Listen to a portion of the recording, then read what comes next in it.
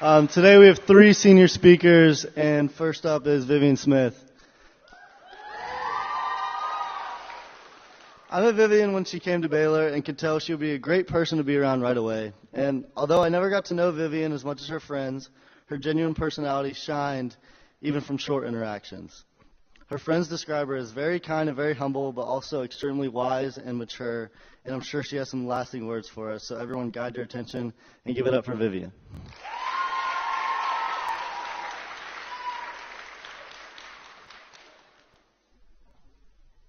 Thank you, Tyler. Sorry.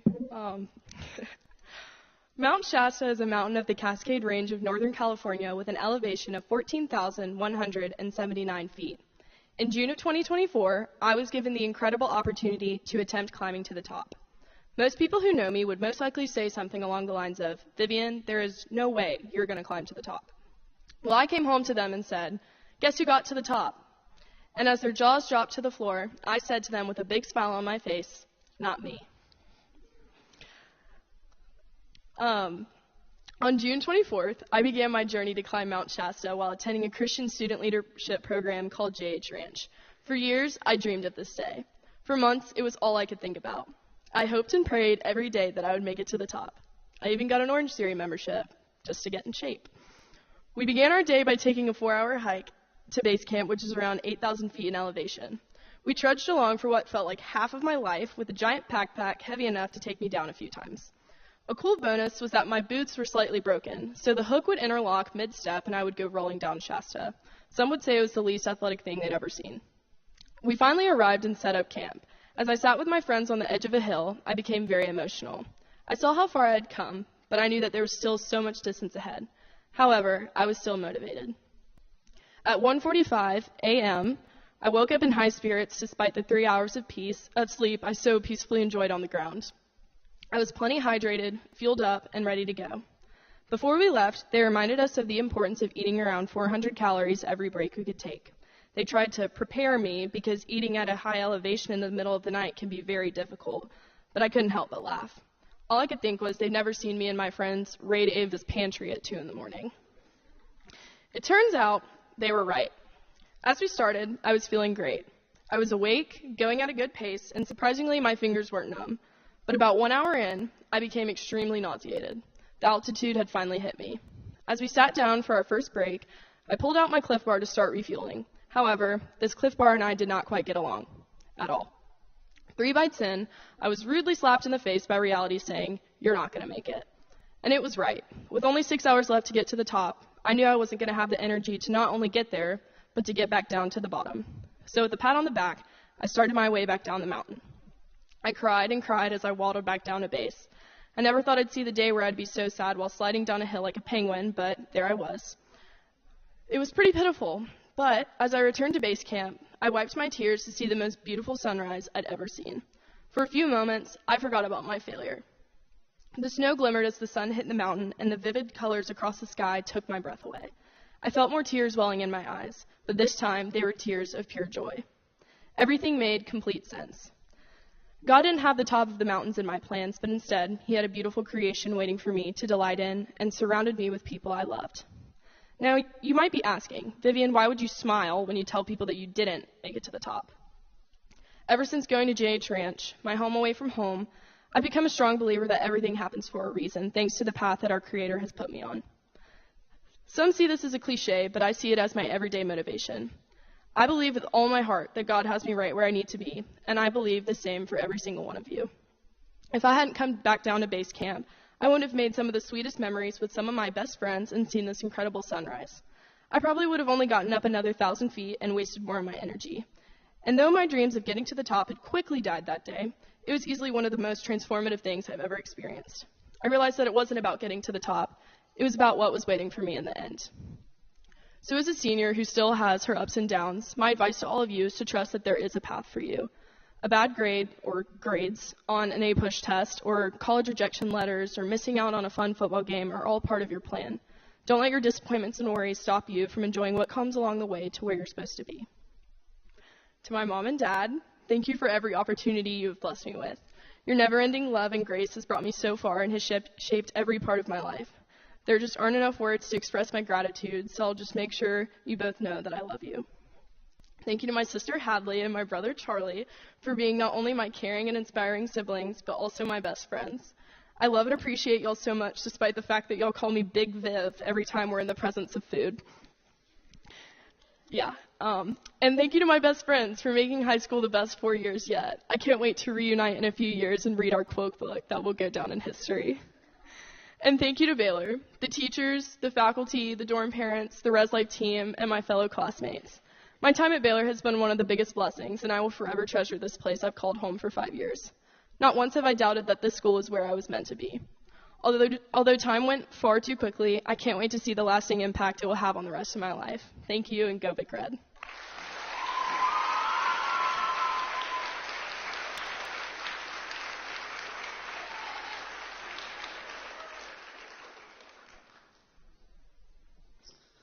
Great job, Vivian. Next up, we have Ivy Vance. I got to know Ivy back when I was in middle school, and the two biggest things I learned about her was how great of a friend she was and that she's also just hilarious. Whenever I see Ivy, she's making her friends smile, and it makes sense because her friends describe her as energetic, enthusiastic, intelligent, and full of life. I'm sure she has some great words for us, so everyone bring your attention to and welcome Ivy to the stage.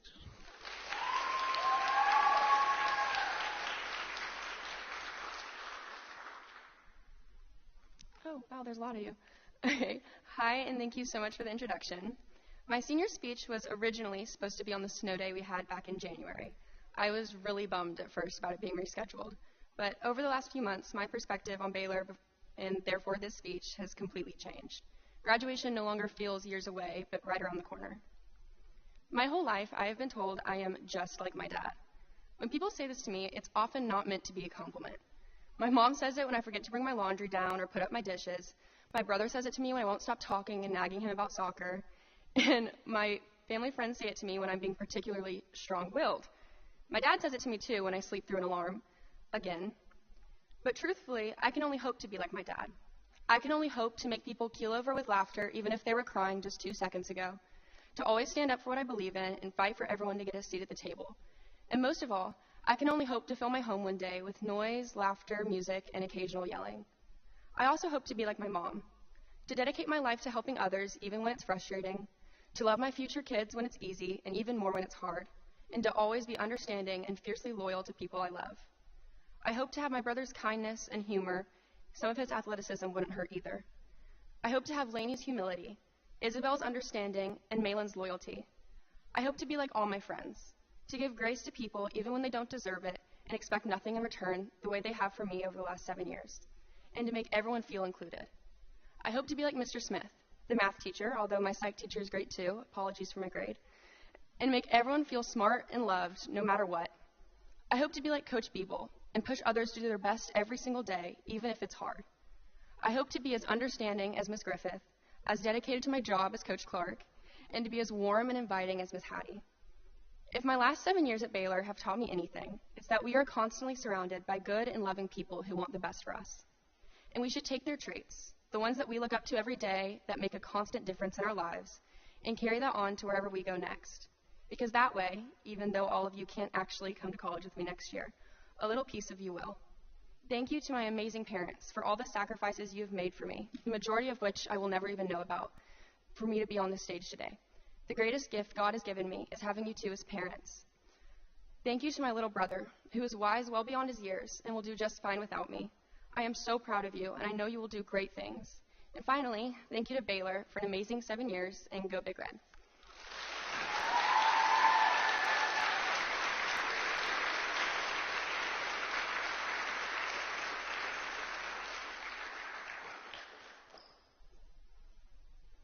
Good job, Ivy. Next up, we have Johnny Sutter. Johnny is one of the most impressive people I know for many reasons. His integrity is second to none. His intelligence would impress anyone. He has a great sense of humor, and he is such a trustworthy friend that I've been blessed to know over this past year.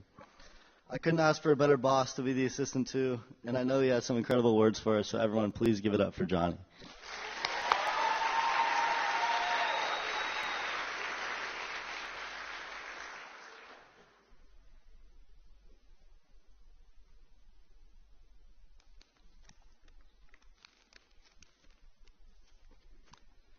Thank you, Tyler. Hey everyone, my name is John Hadley Sutter. I go by Johnny. To my underclassmen friends, I spent the last 4 years watching senior speeches, and I've spent just about every second of those past years debating whether or not I wanted to give one of my own.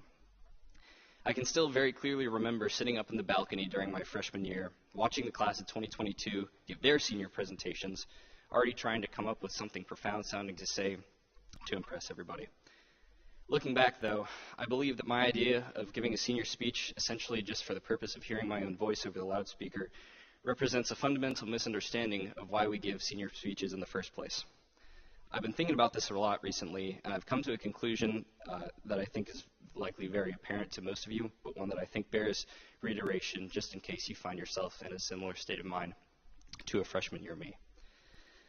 The reason that we as seniors are invited to speak is not because we, at the age of 17 or 18, have peaked in intellectual maturity and need to share our deep revelations with the world, but rather because we, more than anyone else in this world, possess the most comprehensive and up-to-date account of what it means to be a student here at the Baylor School.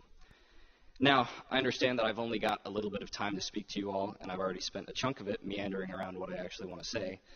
But what I'm getting at here is that instead of trying to blow you away with my ability to read from a thesaurus, I figured it would better serve you if I told you about some of the things from my Baylor experience which have become clear only in hindsight. I suppose I should begin with my struggle to properly assign value, to place emotional stake, to correctly prioritize what is important among the many different things we have going on as students. I really hate to be the one to break you of the idealized picture that I had of senior year, of playing hacky sack in the quad and having everything figured out. Truthfully, though, my ability to judge what is and is not important to me as a student is something I struggle with presently. For example, in a little over an hour, I'll head down to the film room to take my AP macroeconomics exam. You, no doubt, have already heard of the phenomenon where seniors at the end of their time here at Baylor start to prioritize grades less and less. And I'll be the first to admit that I have felt a strong temptation to sit back and coast for a couple months now. I've used just about the last of my stores of willpower to make it to this point, but have intentionally made a point of powering through to the very last of my exams, despite the lack of bearing that they would have on my college career, and I've done that for a couple of reasons. The first of which is simple thematic appropriateness. Seeing as I've busted my ass trying to do well in school these past 7 odd years, trying to create a version of myself that I'd be proud to present to you all, it would just feel really dissatisfying to end on such a weak note. The second is this, and it has to do with finding purpose in the less inspiring aspects of being a student here. See, what I've figured is that if I allow myself to write something off as insignificant just because it doesn't directly pertain to whatever life goal I've got in mind, i.e. getting college credit, I will have created in my mind a really horribly reductive line of reasoning that would have cheated me out of some of the most formative and rewarding experiences I've had here alongside you all. Therefore, as illogical as it may sometimes sound, I encourage you all to invest a bit of effort into these challenging parts of our lives as students just for the sake of it. Conversely, I understand just how difficult it's become to devote yourself to your studies or to your sport or both, when just about every aspect of our lives as students has now got a metric tied to it. In order for me to so much as apply to college, I had to submit my GPA, my SAT, my social security number, the clubs that I was involved in, and my 40 time. It was 431. From my experience, don't laugh at that. That's true. From my experience, it feels like everything about me has been scrutinized under a microscope. But I'd like to reassure you that the way you're perceived by the people who you care about most and your worth as a person both run much deeper than your transcript. In my remaining time, I'd also like to quickly touch on the role of tradition in our lives here as students. Tradition, routine, ritual, or whatever word you choose to describe that which we become used to doing. Tradition, of course, has the ability to strengthen relationships and to form good habits. But I think it's also vitally important to note just how harmful it can be to carry on traditions without discernible reason. I'm reminded of the story of the guru's cat, courtesy of Mr. William Montgomery's History of World Religions class. For those of you who are unfamiliar, the story goes like this. A guru, or a teacher, invites his students to his house to meditate, but the guru owns this very noisy cat that keeps interrupting their meditation sessions. So, before each session begins, the students begin by tying up the cat with some rope and throwing it in the other room. I do not condone such behavior, but it worked for the guru and his students just fine, so they made a point of tying up the guru's cat before each meditation session, even following the guru's death.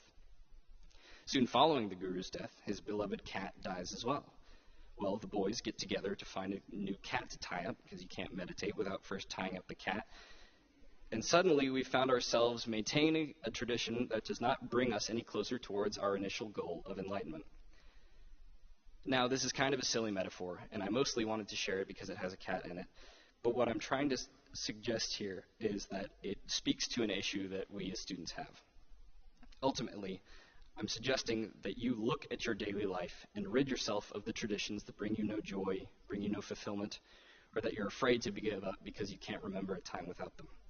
Otherwise, you'll find yourself wasting your time working toward an end which never served you in the first place. And that's just me. That's my experience. My only hope in speaking to you all today is that I've been able to convey my experience in a way that was helpful, or at least affirming, to at least a few of you. I really did not imagine myself standing here getting a little sentimental as I look at you all collectively for what I can only imagine will be the last time, but I think that speaks to just how much I have enjoyed myself here. It's been a lot of fun, guys, and I thank you so much for having me. Tighten up.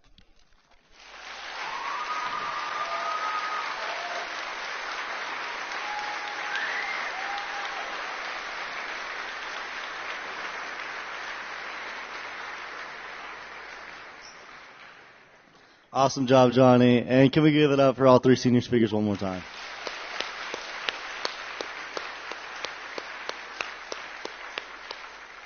Next up, we have some announcements.